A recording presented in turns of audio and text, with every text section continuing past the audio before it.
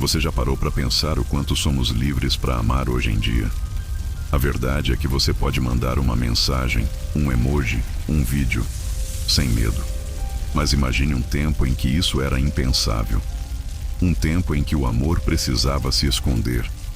Não porque era feio, mas porque podia custar caro. Muito caro.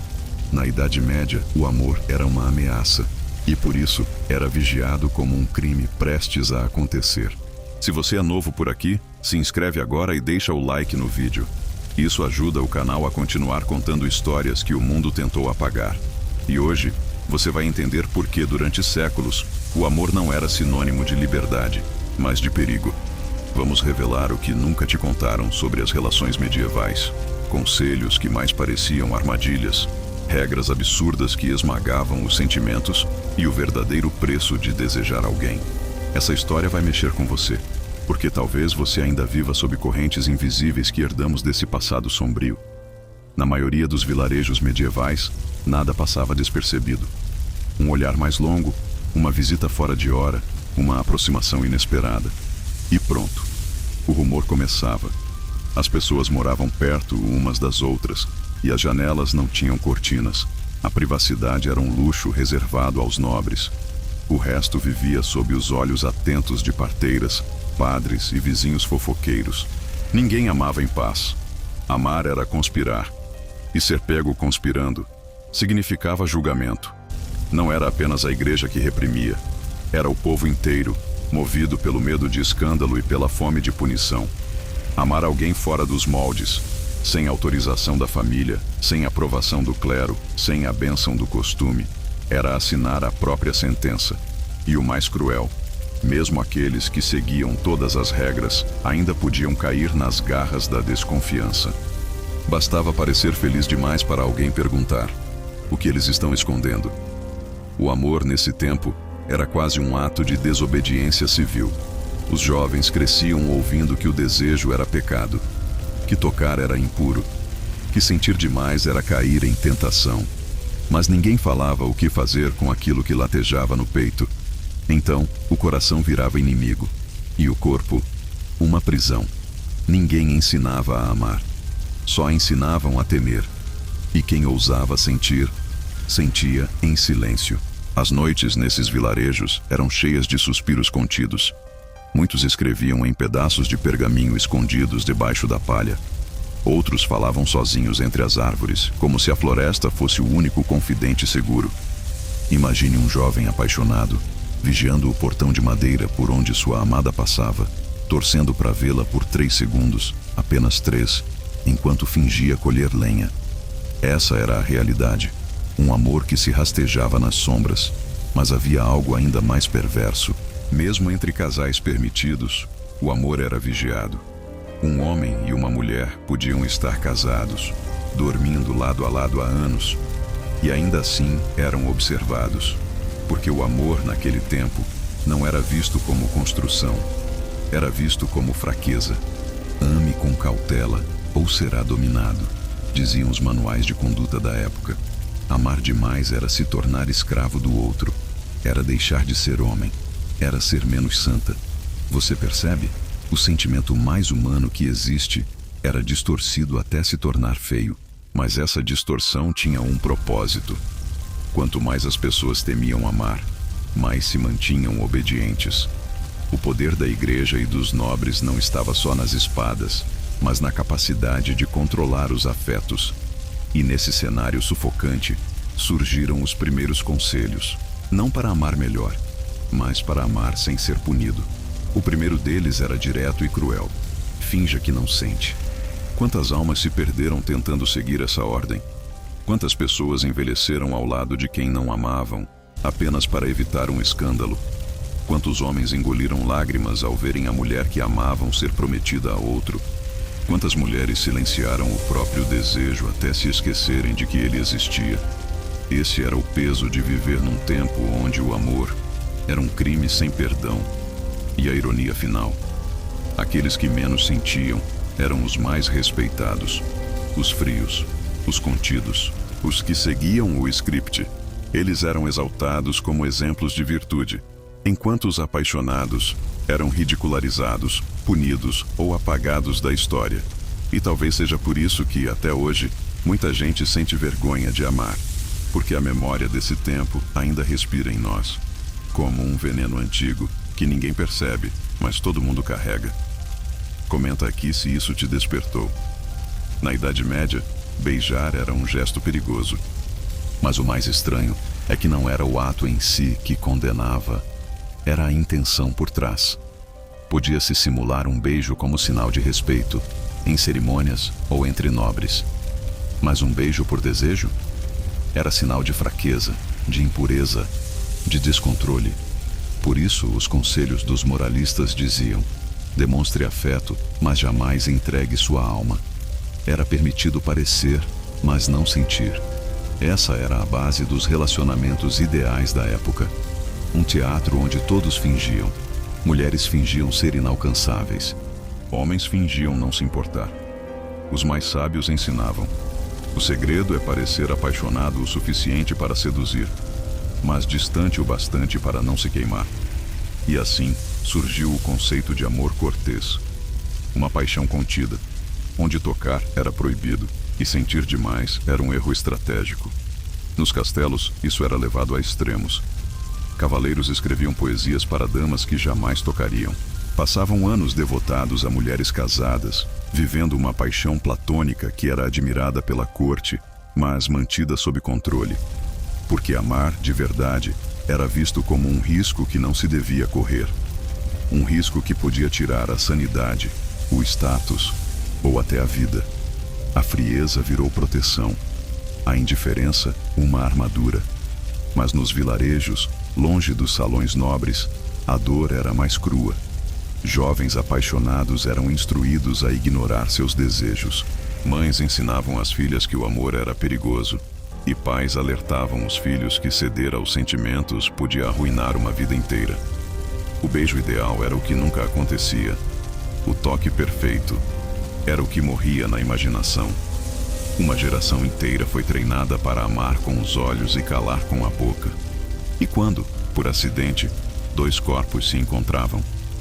Quando os dedos se roçavam ao pegar um pano, ou os olhares demoravam um segundo a mais? A culpa explodia.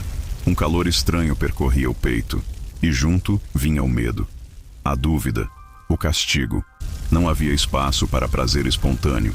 Tudo precisava ser calculado, velado, controlado. O beijo era transformado em crime emocional, mesmo sem acontecer.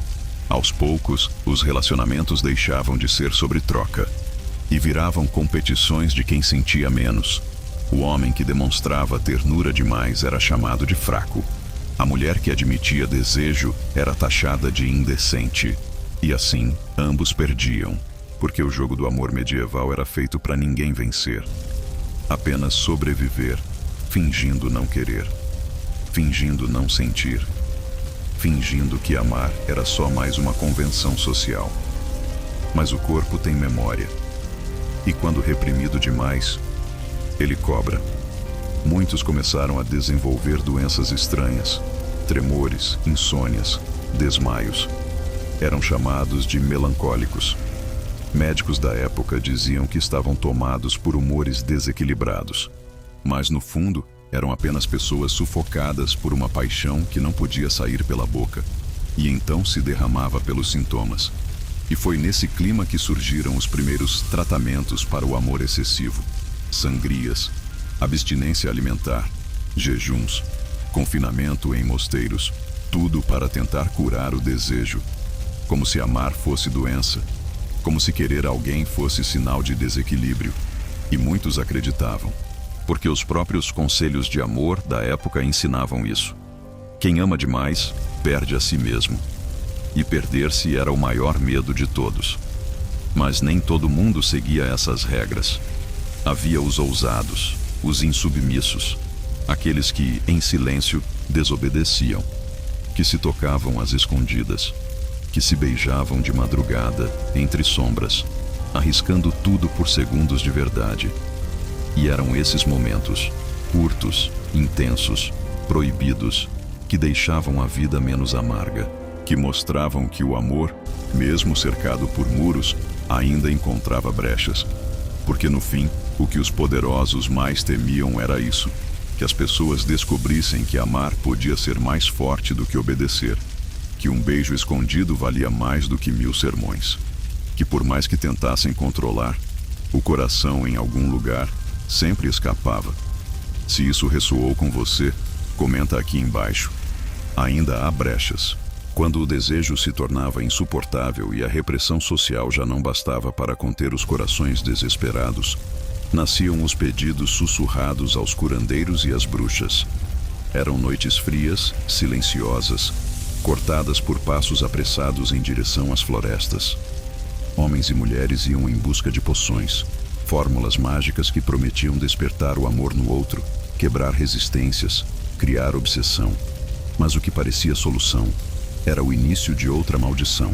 Essas poções não vinham de livros sagrados nem de ciência alguma. Eram feitas de instinto, superstição e desespero. Sangue menstrual misturado com vinho.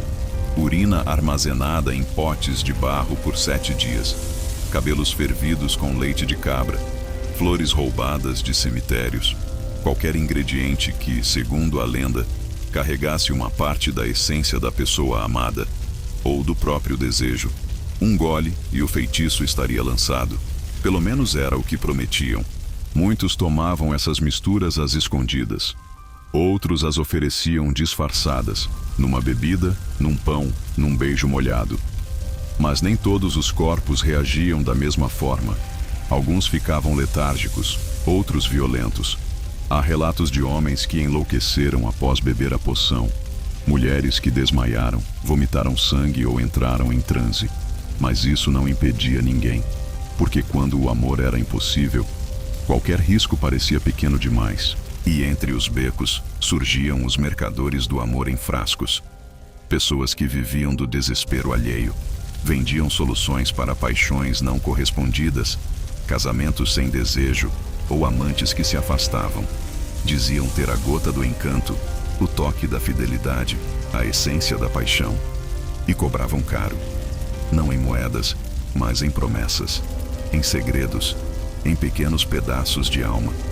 Porque a moeda do amor era sempre emocional. E um dia, tudo deu errado. Numa vila esquecida, uma jovem chamada Amélie decidiu conquistar o homem que amava desde a infância. A ele, ela ofereceu uma bebida misturada com sua própria lágrima. Mas o efeito não foi amor, foi morte. Ele caiu no chão, convulsionando, e nunca mais se levantou. Amélie foi acusada de bruxaria, arrastada pelas ruas, apedrejada por quem antes a chamava de doce.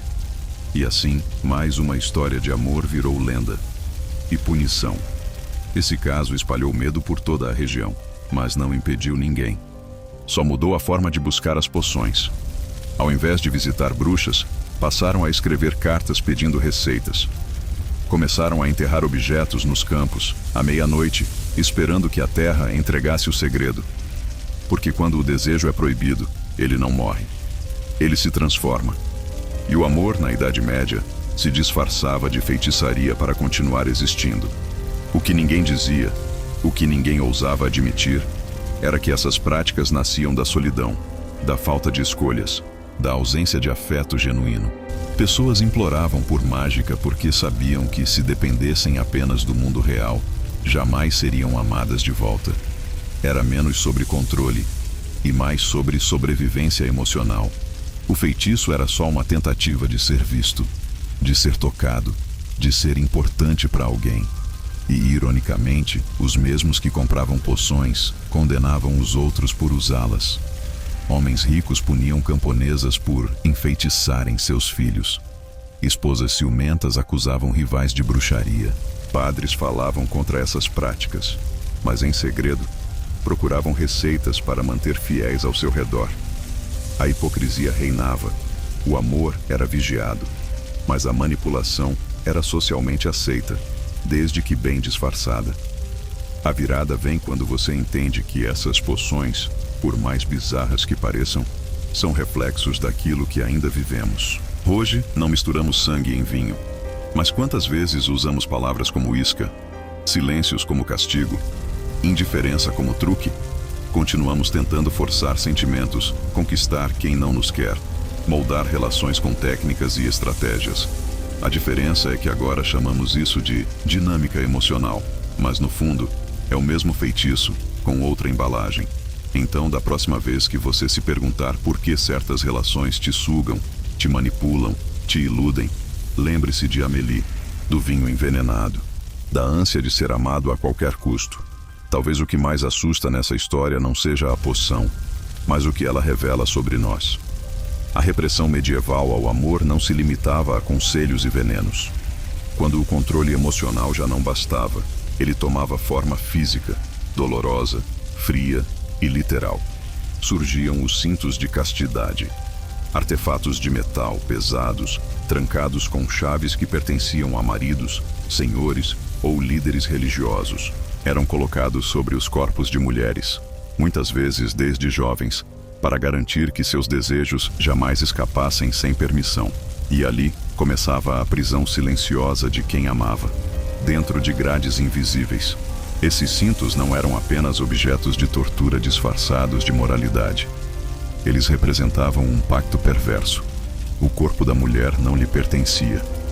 Era propriedade, posse, território a ser guardado, não vivido. E o mais cruel é que muitas vezes nem o amor conjugal permitia a liberdade. O próprio marido decidia quando destrancar, quando podia tocar, quando era merecido. O amor se reduzia à transação, obediência, submissão. Homens, por sua vez, carregavam outro tipo de prisão: a paranoia, o medo constante de serem traídos, a obsessão por fidelidade que não nascia do amor, mas do ego. Muitos voltavam de guerras e cruzadas acreditando que suas esposas só seriam fiéis se estivessem trancadas. Não compreendiam que o desejo não respeita cadeados, que um coração ferido encontra formas de escapar, mesmo por entre barras de ferro. A sombra da castidade invadia o cotidiano. Não era só o metal sobre a pele, era a vigilância constante. As mulheres eram ensinadas a cruzar as pernas, a baixar os olhos e jamais demonstrar interesse. Se rissem demais, eram suspeitas. Se andassem sozinhas, eram julgadas. Era como viver em um teatro onde a menor faísca de desejo podia se tornar fogueira real. E o fogo nessa época não era metáfora, era execução. E o que se perdia nesse processo era a dignidade, a conexão genuína, a ternura. Porque quando se controla o corpo até o sufocamento, também se mata o afeto. Muitos casamentos viravam trincheiras silenciosas. Duas pessoas vivendo lado a lado, mas separadas por camadas de culpa, repressão e medo. E os filhos cresciam assistindo isso, aprendendo que amar é se calar, obedecer e aguentar. Mas havia casos que rompiam esse ciclo. Histórias apagadas dos registros, mas mantidas nas cartas escondidas, nos relatos proibidos. Mulheres que forjavam chaves, homens que recusavam prender suas esposas, casais que se amavam sem medo, mesmo que isso os colocasse em risco.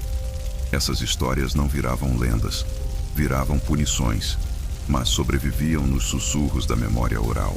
E é por isso que ainda podemos contá-las. A virada emocional vem aqui, quando percebemos que esses cintos continuam existindo, só que invisíveis. Quantas pessoas hoje vivem em relacionamentos sufocantes? Quantas precisam pedir permissão para serem quem são? Quantas são punidas com silêncio, chantagem ou culpa? A repressão medieval não acabou. Ela só trocou o ferro por palavras e ainda tranca muita gente por dentro. O mais triste é que muitos não percebem que estão presos. Acham que esse controle é amor, que ciúme é cuidado, que restrição é zelo. Mas quando o amor exige que você se encolha, não é amor. É medo disfarçado de carinho.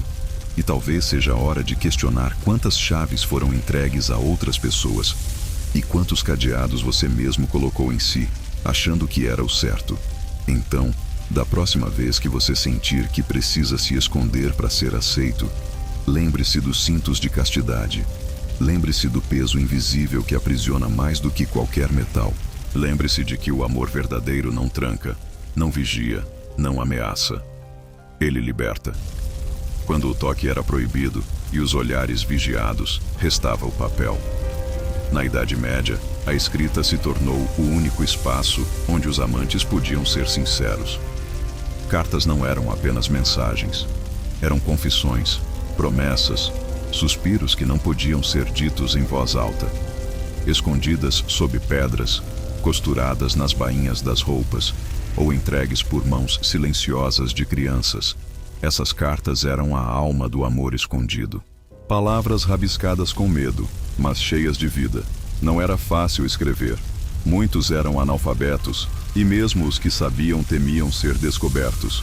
Um bilhete apaixonado podia ser interpretado como adultério, heresia ou rebeldia. Por isso, usavam códigos, frases bíblicas com duplo sentido, metáforas sobre o tempo, as flores, os astros. O te amo vinha disfarçado em que a primavera floresça em tua janela. E quem amava aprendia a decifrar sentimentos no subtexto. Alguns casais trocavam bilhetes por anos, sem nunca se tocarem. Era um amor feito de tinta, paciência e silêncio. Esperar por uma resposta podia levar semanas. E cada linha recebida era relida 1000 vezes, até ser memorizada. Era assim que a chama continuava viva, não no corpo, mas na mente. Um tipo de amor que ardia sem precisar de presença. E talvez, por isso mesmo, fosse ainda mais intenso. Mas o risco era constante. Se um pai encontrasse uma carta nas roupas da filha, o pretendente podia ser caçado. Se o pároco desconfiasse de trocas ilícitas, o confessionário se transformava em julgamento. E muitas vezes, eram as próprias famílias que entregavam os jovens apaixonados. Por honra. Por medo do escândalo. Por acreditar que o amor, se não seguisse as regras, precisava ser esmagado antes que crescesse. Há relatos de cartas interceptadas e lidas em público como punição. Os sentimentos mais íntimos expostos como espetáculo. Gargalhadas, cuspes, castigos. Era assim que a sociedade ensinava: quem ama sem permissão será humilhado. E muitos pararam de escrever. Ou escreveram com mãos tremendo. Porque o medo sempre caminhava ao lado da paixão. E o papel, antes refúgio, virava risco. Mas algumas cartas sobreviveram ao tempo. Foram encontradas dentro de paredes, enterradas junto a colares, escondidas em livros sagrados. Nelas, descobrimos a força de quem ousou amar em segredo. Uma moça que escrevia: "Sinto tua ausência como a ausência do sol." Um rapaz que prometia esperar até que o mundo se torne menos cruel. Palavras simples, humanas, eternas. Provas de que, mesmo esmagado, o amor nunca se calava por completo. A virada vem quando você entende que esse hábito não ficou no passado. Hoje mandamos mensagens, áudios, vídeos, mas o medo ainda existe. Quantas vezes você apagou um "eu te amo" antes de enviar? Quantas vezes escreveu e não teve coragem de mostrar? Ainda escondemos sentimentos em emojis. Ainda temos medo de sermos ridículos. Ainda esperamos respostas como quem espera a salvação. Porque mesmo em tempos modernos, o amor continua sendo um salto no escuro. E às vezes, o papel, ou a tela, ainda é o único lugar onde conseguimos ser verdadeiros. Mas o que estamos escrevendo? O que estamos guardando dentro de nós, com medo de parecer demais, de sentir demais, de mostrar demais? Na Idade Média, o casamento não era feito de afeto. Era feito de acordos, de alianças entre famílias, trocas de terras, promessas de dotes e selos de sangue. 2 nomes se uniam por necessidade, não por desejo. E a cerimônia, muitas vezes, era o início de uma prisão a 2. Uma cela decorada com alianças, cruzes e expectativas. O amor, se viesse, seria por sorte, mas ninguém o considerava essencial. Meninas de 13, 14 anos eram prometidas a homens mais velhos que nunca haviam visto. Algumas sequer compreendiam o que acontecia. Choravam no altar. Olhavam para os pais em busca de refúgio e só encontravam olhares vazios.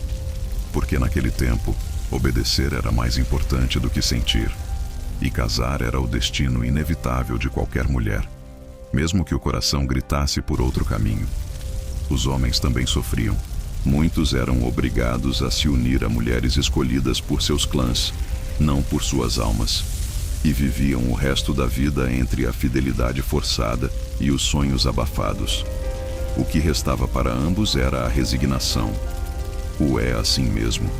A ideia de que a paixão era um luxo que poucos podiam se permitir. A emoção era renegada, o afeto, opcional, mas o contrato era inegociável. Com o tempo, criava-se o pacto do silêncio, um acordo tácito entre dois desconhecidos que dividiam a mesma cama, mas não o mesmo coração. Dormiam lado a lado, mas longe. Viviam juntos, mas calados. O toque virava obrigação, o beijo, raridade, o sexo, um dever conjugal, e as palavras doces, essas eram jogadas fora antes mesmo da primeira manhã juntos. As janelas das casas escondiam essas dores com cortinas grossas, mas quem ouvia com atenção podia escutar os soluços noturnos, as discussões abafadas, os suspiros longos demais. Dentro de muitas dessas uniões havia um luto vivo, o luto por tudo o que poderia ter sido, por tudo que jamais foi, e pela liberdade que nunca se teve. Um sofrimento quieto, que passava de geração em geração. Ainda assim, fingia-se felicidade. Nos jantares, nos salões, nas visitas à igreja. Mulheres aprendiam a sorrir com os olhos apagados. Homens aprendiam a beber o que sentiam. E a sociedade aplaudia. Porque do lado de fora, o importante era manter as aparências, mesmo que por dentro a alma estivesse em pedaços. O casamento perfeito era aquele que não escandalizava, e não importava o preço emocional disso. A virada emocional vem quando se percebe o que isso gerou. Uma cultura de pessoas que se anulam em nome da estabilidade, que se calam em nome da tradição, que acreditam que sofrer em silêncio é nobre, mas o que há de nobre em desperdiçar a própria vida? Em dividir o tempo com alguém que não te escuta, não te vê, não te sente? Quantas pessoas hoje vivem relações assim e chamam isso de maturidade? A verdade é que muitos ainda vivem casamentos medievais, não nos castelos, mas nas rotinas frias, não com trajes pesados, mas com corações aprisionados, pessoas que deixaram de sonhar, de se tocar, de se olhar como no início, e dizem a si mesmas que isso é normal, que é assim que funciona, mas no fundo, sabem que há algo morrendo ali, devagar, mas todos os dias. Se você sente que vive um amor onde não há espaço para você, onde suas vontades são silenciadas, onde seus desejos são ignorados, então você já conhece essa história, porque ela continua sendo escrita, mesmo séculos depois. E talvez seja a hora de romper esse pacto, de escolher viver, sentir, amar de verdade, mesmo que isso assuste o mundo ao redor. Na sociedade medieval, o amor era um espetáculo cuidadosamente encenado. Não bastava amar, era preciso representar. A mulher perfeita era casta, recatada, inatingível. O homem ideal, frio, contido, estrategista. Ambos interpretavam papéis impostos por regras invisíveis. E quem saía do script era punido com desprezo, escárnio ou até punições reais. Assim nasceu o teatro da virtude, onde sentir era fraqueza e fingir, sobrevivência. As donzelas eram treinadas desde cedo. Precisavam baixar os olhos ao serem elogiadas. Nunca podiam demonstrar entusiasmo por ninguém. Se correspondessem a uma paquera com sorrisos, eram consideradas fáceis. A pureza era moeda social. E manter a imagem de inacessível valia mais que qualquer sentimento sincero. Ser desejada era permitido. Querer, jamais. O desejo feminino era censurado desde o berço. Do outro lado, o homem era instruído a controlar tudo, inclusive o próprio coração. Era sinal de prestígio conquistar sem se apaixonar. Fazer-se de indiferente era estratégia. Mostrar apego, fraqueza. A conquista virava uma partida de xadrez emocional, onde quem amasse primeiro, perdia. E essa lógica doentia transformava o afeto em disputa. Não se tratava mais de amar, mas de vencer. Nas cortes, esse jogo ganhava requintes de crueldade. Nobres trocavam bilhetes com palavras calculadas. Cavaleiros dedicavam canções a damas inacessíveis. apenas para manter uma pose romântica, mesmo enquanto dormiam com criadas às escondidas.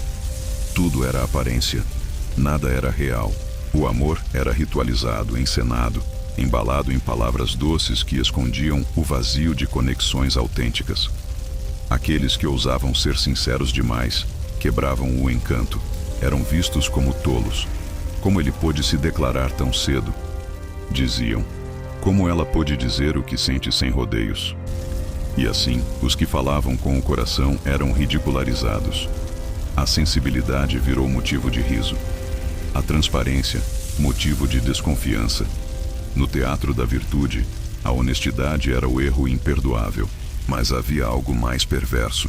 Muitos começaram a confundir o papel com a realidade. Mulheres acreditavam que deveriam realmente se anular para serem amadas.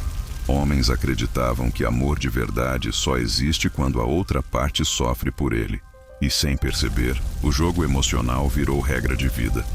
O medo de parecer vulnerável era tão grande que muitos preferiam relações rasas do que encarar o risco de sentir de verdade. A virada vem aqui. Isso não morreu com a Idade Média. Ainda jogamos esse jogo. Quantas vezes você se fez de desinteressado para não parecer carente? Quantas vezes deixou de responder uma mensagem logo para não parecer ansioso? Ainda encenamos, ainda usamos máscaras, ainda confundimos manipulação com charme. E no fim, continuamos solitários, mesmo rodeados de gente. O teatro da virtude foi ensinado, geração após geração. E hoje ele aparece nos relacionamentos mornos, nas pessoas que desaparecem sem explicação, nas promessas que não se sustentam, nas relações onde ninguém se entrega de verdade. Porque sentir virou ameaça, mostrar virou fraqueza. E o amor, mais uma vez, virou jogo. Mas o amor verdadeiro não exige performance. Ele pede presença, verdade, coragem de ser visto sem maquiagem. E talvez, só talvez, esteja na hora de abandonar o palco, de rasgar o roteiro, de viver fora da peça que te ensinaram a encenar. Porque só fora do teatro é que o amor se torna real. Quando tudo falhava, o silêncio, a repressão, as cartas escondidas, restava uma única opção: fugir. Para os amantes da Idade Média, fugir não era apenas um gesto impulsivo. Era um ato de rebelião. Uma decisão desesperada de escolher o amor acima da honra, da família, da fé e muitas vezes da própria vida. Porque amar era proibido, mas abandonar o script era imperdoável. Eles partiam ao anoitecer, uma sacola de pano, algumas moedas roubadas, o coração disparado e o peso de séculos de tradições quebradas.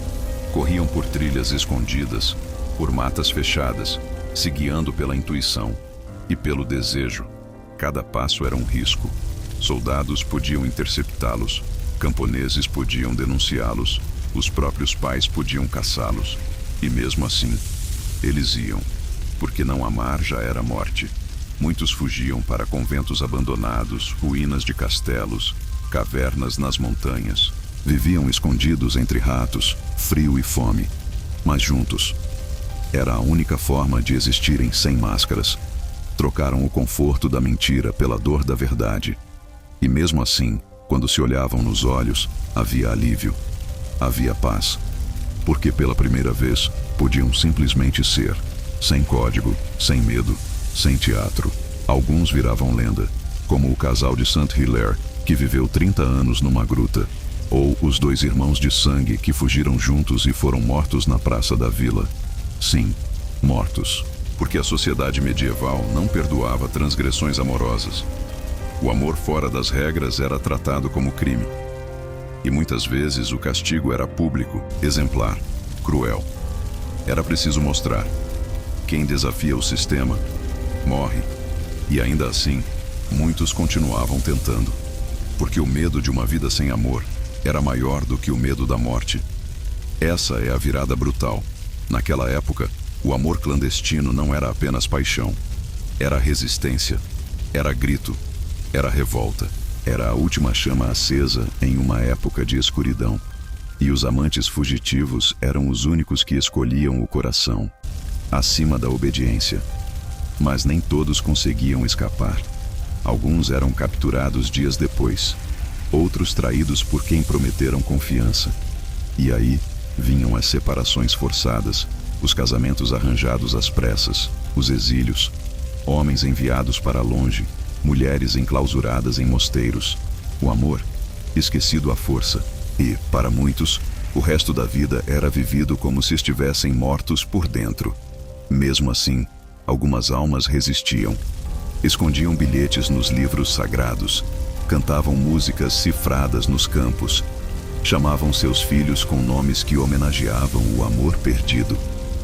Pequenos gestos, mas gestos que carregavam a memória da fuga, do que foi tentado, do que foi real, ainda que breve, porque ninguém apaga um sentimento vivido com coragem. E hoje, ainda fugimos. Fugimos das relações que sufocam, das rotinas que matam a paixão, das estruturas que não nos deixam amar como somos. Fugimos para dentro de nós, para dentro de telas, para dentro de silêncios. Mas, às vezes, a fuga mais urgente é de tudo que nos ensinaram sobre o que o amor deveria ser. Na Idade Média, trair não era apenas um deslize, era um crime, um pecado, uma afronta pública à honra, não do casal, mas da família, do clã, da igreja. E o castigo era o fogo, literalmente. Mulheres acusadas de adultério eram amarradas em estacas e queimadas vivas em praças públicas, diante dos olhos da multidão. A chama não era só punição, era espetáculo. E, acima de tudo, advertência. O mais perverso, nem sempre era necessário o ato. Bastava a suspeita, um lenço esquecido, um perfume diferente, um olhar mal interpretado. E tudo virava prova. Algumas mulheres foram executadas por cartas que sequer haviam escrito. Outras, por sonhos contados em confissão.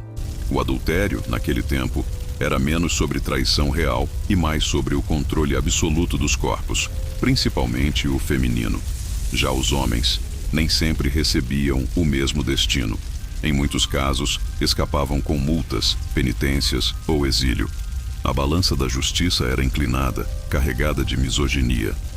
Havia senhores que possuíam amantes aos olhos de todos, mas bastava que suas esposas demonstrassem afeto por outro, e o inferno começava.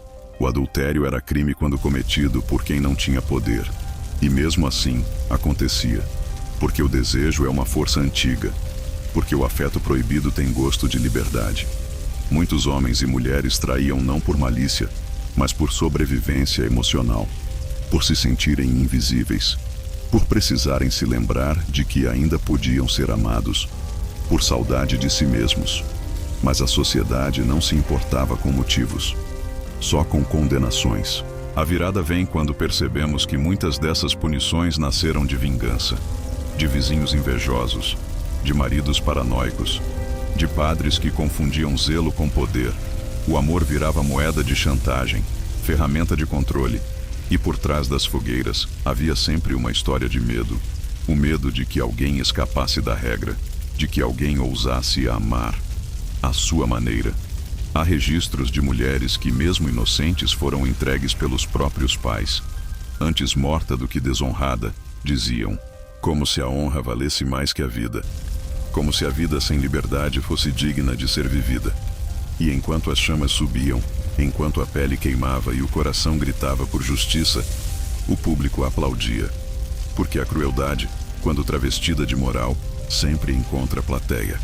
O mais cruel é que muitos desses adultérios eram apenas histórias de amor não permitidas. Casais que se encontravam em segredo, que trocaram bilhetes, que se tocaram uma única vez, escondidos atrás de uma capela. Pequenos gestos que hoje pareceriam banais, mas que naquela época custavam a própria existência. E hoje, ainda queimamos pessoas por dentro, julgamos, apontamos, excluímos quem ama fora do esperado. Chamamos de errado o que não entendemos. Usamos as redes como novas fogueiras. E muitas almas ainda ardem em silêncio. Ainda se escondem. Ainda se culpam por sentir. Talvez o que mais assuste não sejam as chamas do passado, mas as labaredas invisíveis que ainda queimam os que ousam ser diferentes. Entre os horrores do amor proibido e das punições cruéis, existiam histórias que escapavam do ódio e mergulhavam no absoluto. Casais que, ao verem o mundo se voltar contra eles, tomavam uma decisão final. Se não podiam viver juntos, morreriam juntos. Não por impulso, mas por amor em seu estado mais bruto, mais desesperado, mais puro. Um amor que recusava viver separado num mundo que os queria partidos. Essas histórias não eram inventadas. Estão nos registros antigos, nos cânticos medievais, nos poemas que escaparam da censura. Uma das mais conhecidas é a de Liora e Edric, dois jovens de aldeias rivais. Prometidos a outras pessoas, tentaram fugir e foram capturados. Presos em celas separadas, sabiam que não haveria perdão. Na noite anterior ao julgamento, se enforcaram com as próprias vestes. Juntos, um de frente para o outro, separados por grades, mas unidos no fim. Esses gestos eram raros e, ao mesmo tempo, devastadores. O que para muitos era loucura, para eles era a única forma de manter o que sentiam intacto. Não aceitavam viver com o outro, fingir, recomeçar. Eles não queriam uma vida longa, queriam uma vida verdadeira. E quando o mundo lhes negou isso, abraçaram a morte como último refúgio. Trágico? Sim, mas também comovente, porque no fundo, eles escolheram sentir até o fim. Muitos padres se recusavam a dar enterro cristão a esses casais, consideravam suicidas. Mas os camponeses, esses acendiam velas, deixavam flores e contavam suas histórias em voz baixa, durante as colheitas. Eles sabiam, aquilo não era pecado, era coragem, era o tipo de amor que ninguém queria admitir que ainda existia. O amor que não pedia permissão, que não fazia concessões, que não se curvava. Essas mortes deixavam marcas. Em algumas vilas, jurava-se que os espíritos dos casais vagavam pelas florestas, guiando amantes perdidos, que quem se beijasse sob a árvore onde morreram teria proteção eterna. Lendas nasciam do luto, da dor, mas também da beleza de um sentimento que preferiu a eternidade do desconhecido. A mentira do conhecido. Era como se, ao morrer, eles tocassem um tipo de liberdade inalcançável em vida. E talvez o mais cruel seja pensar que, mesmo depois dessas mortes, o mundo continuava igual. Novos casamentos arranjados, novos silêncios impostos, novos amantes separados. Mas vez ou outra, alguém contava essas histórias. E ao ouvi-las, alguma alma inquieta sentia esperança. Porque mesmo em meio à brutalidade, ainda havia quem ousasse amar com tudo.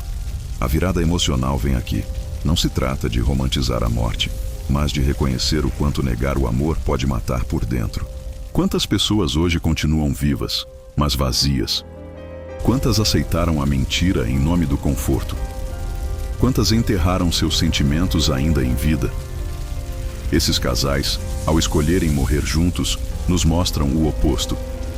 Que viver sem verdade, às vezes, já é uma forma de morte.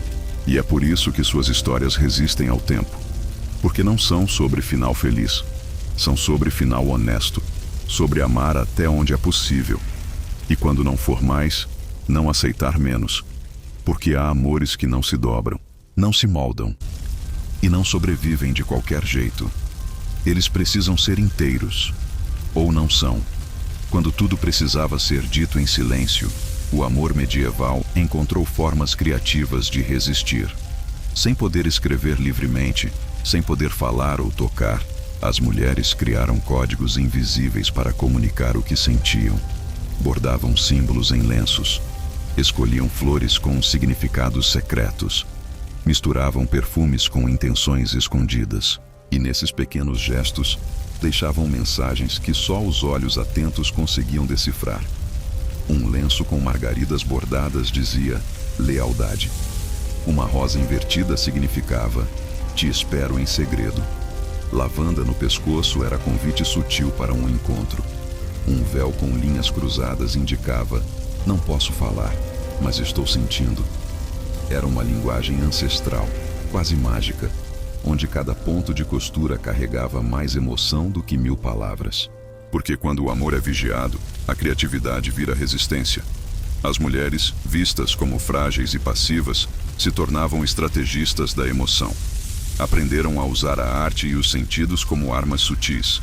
Enquanto o mundo queria calá-las, elas encontravam maneiras de deixar pistas. Era um jogo de camadas. O vestido parecia comum, mas escondia segredos. O aroma no ar não era acaso, era código. E por trás do sorriso contido, havia uma alma gritando de desejo. Homens atentos aprendiam a ler esses sinais. Um broche usado em certo lado do peito. Um laço solto no cabelo. Um toque prolongado ao entregar um pão. Cada detalhe importava. Era como se os amantes fossem espiões de uma guerra emocional. Eles se observavam como quem decifra mapas. E quando conseguiam se entender, o prazer era imenso. Porque o amor proibido, mesmo em fragmentos, tinha sabor de vitória. Mas havia também o perigo.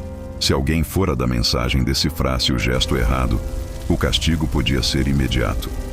Um lenço com bordado mal interpretado, uma flor entregue ao mensageiro errado, um aroma descoberto pelo marido desconfiado. Tudo podia se tornar prova de adultério, desonra ou feitiçaria. E assim, o que era símbolo de afeto se tornava evidência de crime. Mesmo assim, elas continuavam.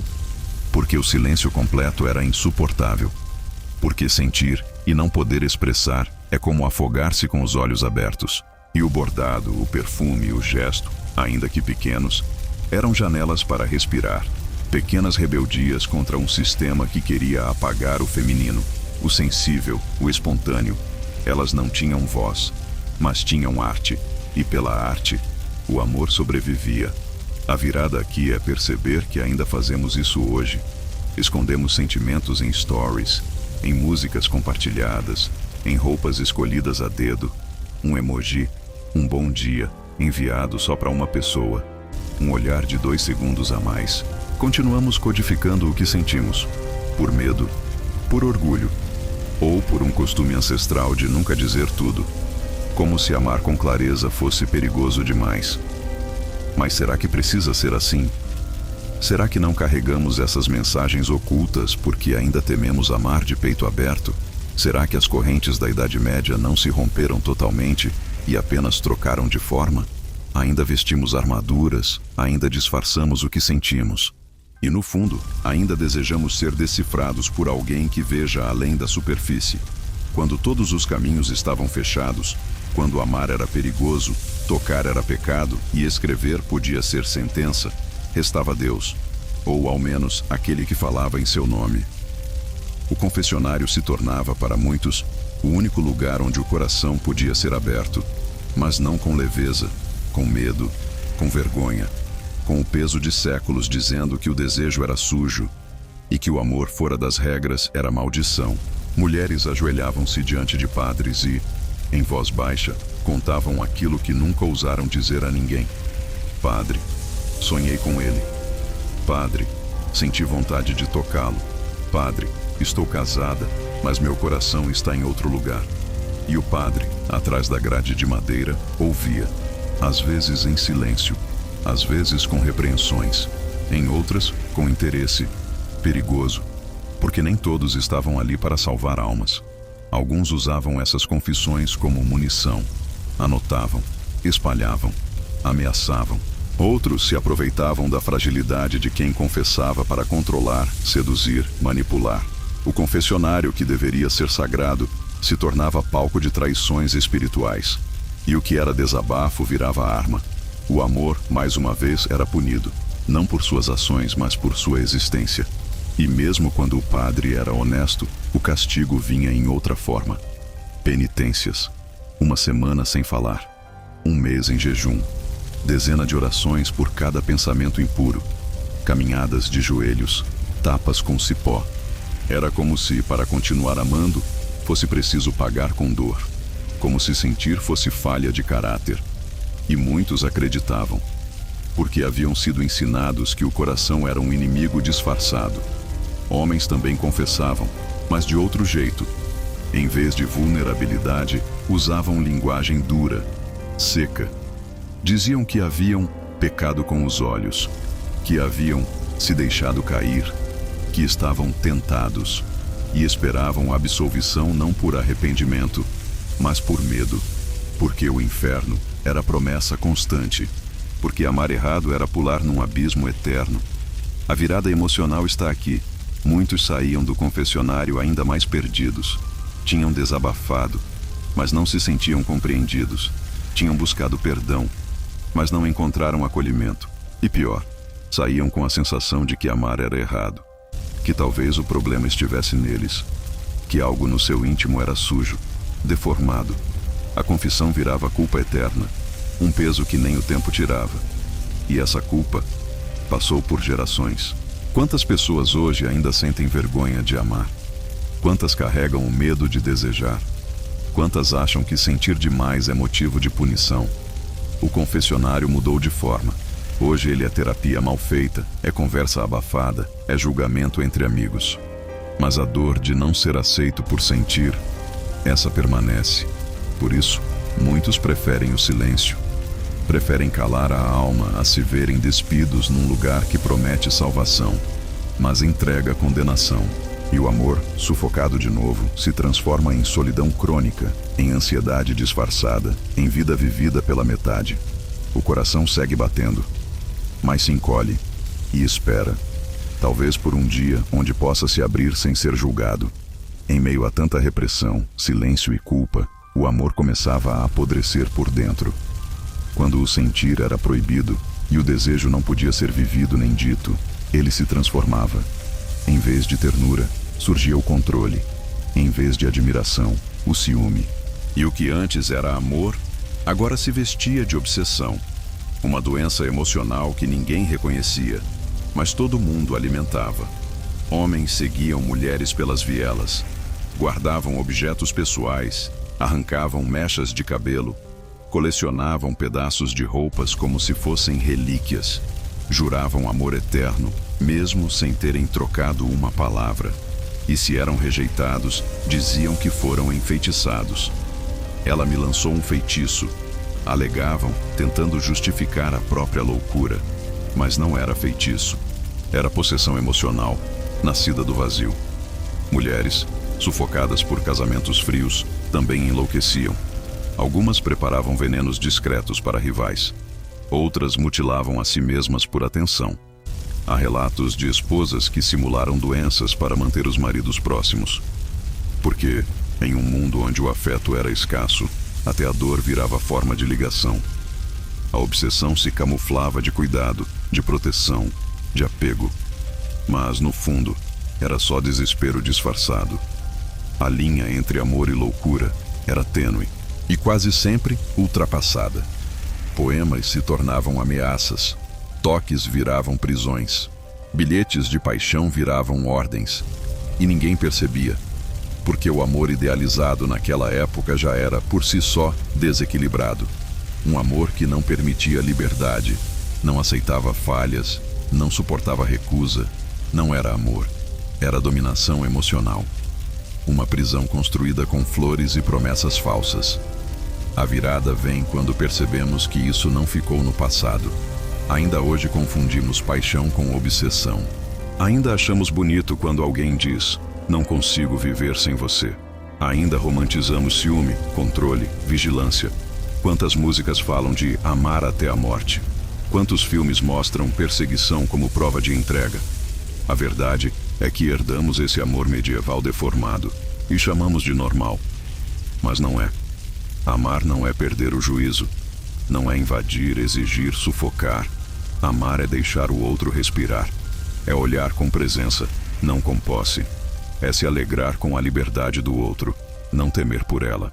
E enquanto não entendermos isso, vamos continuar repetindo histórias antigas com roupas novas, trocando castelos por apartamentos, véus por bloqueios digitais e as mesmas feridas por novas formas de sofrer. Muitas pessoas hoje vivem relacionamentos obsessivos e não percebem. Acham que estão sendo amadas quando na verdade estão sendo controladas. Acham que estão no centro do mundo do outro, quando na verdade estão no centro de uma espiral de medo e dependência. E se sentem lisonjeadas, porque ainda confundimos intensidade com amor verdadeiro. Mas amor não destrói, amor não sufoca. Amor não se alimenta do outro até que ele desapareça. O que faz isso tem outro nome. Um nome que a Idade Média jamais quis que a gente descobrisse: a ausência de si mesmo. Quando você não se ama, não sabe amar ninguém. Só sabe tentar prender, para não ser deixado para trás. Nem tudo era dor, nem tudo era controle. No meio das punições, dos pactos forçados e das fogueiras, alguns amores floresciam em silêncio. Eles não gritavam, não se impunham, não desafiaram o sistema de forma grandiosa. Eram pequenos, raros, quase invisíveis, mas reais, verdadeiros, resistentes como o musgo entre as pedras. E talvez por isso, tão belos. Porque mesmo em meio à brutalidade, havia delicadeza. Imagine dois camponeses trocando olhares ao longe, dia após dia, durante anos. Nunca ousaram se tocar. Mas cada manhã era uma promessa de reencontro. Um aceno sutil com a mão já bastava para renovar a esperança. Um sorriso meio escondido por detrás de um balde d'água carregava mais amor do que muitos beijos dados por obrigação. Ali, no cotidiano esmagado pela dureza da época, nascia uma ternura silenciosa. Ou pense em um cavaleiro que voltava da guerra apenas para passar em frente à casa da mulher que amava em segredo. Nunca falava com ela, mas deixava um galho de flor sob a janela. E ela sabia. Sabia que aquilo era mais que um gesto. Era presença. Era saudade. Era cuidado. Pequenos atos como esses escapavam da opressão e criavam refúgios de humanidade num mundo cruel. Esses amores não buscavam redenção nem reconhecimento. Eles sabiam que não tinham futuro garantido, mas se contentavam em existir, mesmo que fosse só por instantes. Tinham consciência de que bastava um erro para tudo acabar, mas viviam assim mesmo, porque sabiam que, se esperassem o momento certo, nunca viveriam nada. E viver um pouco ainda era melhor do que não viver nada. Muitos desses casos nunca foram registrados, não viraram lenda nem canção. Foram varridos pelo tempo, esquecidos nos cantos da história, mas existiram e moldaram almas. Moldaram a ideia de que o amor não precisa ser grandioso para ser verdadeiro, que o que é sentido no íntimo, sem precisar provar nada a ninguém, às vezes vale mais do que todos os gritos do mundo. A virada emocional aqui é sutil, mas profunda. Essas delicadezas sobrevivem até hoje, num toque breve no braço, numa mensagem enviada só para dizer: "Tô pensando em você", num bilhete escondido na mochila, no silêncio confortável de quem não precisa se explicar. Ainda temos esses gestos, mas às vezes deixamos de valorizá-los, porque fomos ensinados a buscar o exagero, o espetáculo, a posse. E então ignoramos os detalhes, os olhares que duram um segundo a mais, o "se cuida" dito sem pretensão, a lembrança de um aniversário que ninguém mais notou. Esses pequenos atos são resistências. São sementes de amor em meio à correria, à dureza, ao medo de sentir. E quem os oferece, ama com coragem, mesmo que não saiba. Talvez a cura para os traumas amorosos não esteja nos grandes gestos, mas nas miudezas que a brutalidade nunca conseguiu matar. Nos afetos que escapam pelas frestas, no cuidado que não exige recompensa, na presença que não precisa de palco. Isso também é revolução.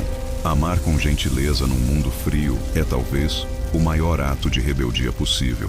Depois de atravessar cada canto escuro do amor medieval, seus castigos, seus códigos secretos, suas prisões emocionais, resta uma pergunta inevitável: o quanto disso ainda vive em nós? A Idade Média acabou nos livros de história, mas as marcas dela continuam nos nossos gestos, nos nossos silêncios, nos medos que herdamos sem perceber. Porque o amor nunca deixou de ser vigiado, ele só mudou de roupa. Ainda hoje, tememos sentir demais. Ainda fingimos desinteresse para não parecer fracos. Ainda acreditamos que ciúme é prova de amor, que posse é cuidado, que sofrimento é parte inevitável do pacote. Ainda nos calamos quando o coração grita. Ainda nos encolhemos para caber em relações pequenas. O que mudou de verdade? O fogo foi apagado, mas o julgamento continua. O espelho do tempo revela isso com crueldade. O teatro da virtude medieval virou o feed das redes sociais. Os casamentos por conveniência se transformaram em relacionamentos sem alma. As confissões no confessionário agora são feitas em voz baixa nas sessões de terapia, com vergonha do que se sente. E as poções do amor continuam existindo, agora em forma de estratégias, jogos, scripts emocionais. Queremos ser amados, mas sem nos mostrarmos inteiros. Mas a verdade nua é que ninguém ama bem carregando medo. Medo de não ser suficiente, medo de ser rejeitado, medo de amar sozinho. Esses medos foram plantados há séculos, quando desejar era heresia, quando sentir era punição, quando tocar era crime. E de alguma forma, eles continuam aqui, comandando nossos passos, sabotando nossas entregas, limitando nossa capacidade de viver um amor pleno. O que fazer com isso?